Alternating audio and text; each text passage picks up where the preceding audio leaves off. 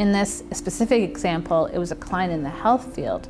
We know that there's been a lot of research done for and about Indigenous people, about what healthcare looks like for them in Canada.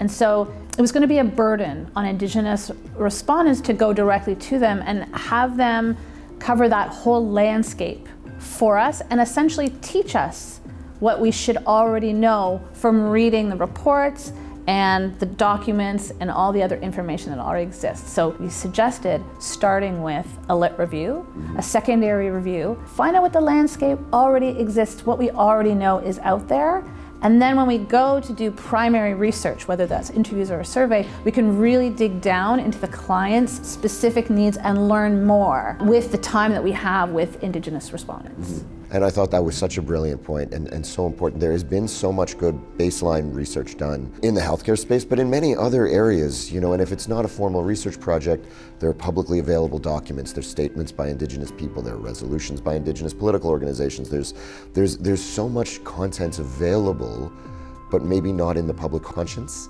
And so how do you pull those pieces together, synthesize that on a client-by-client basis?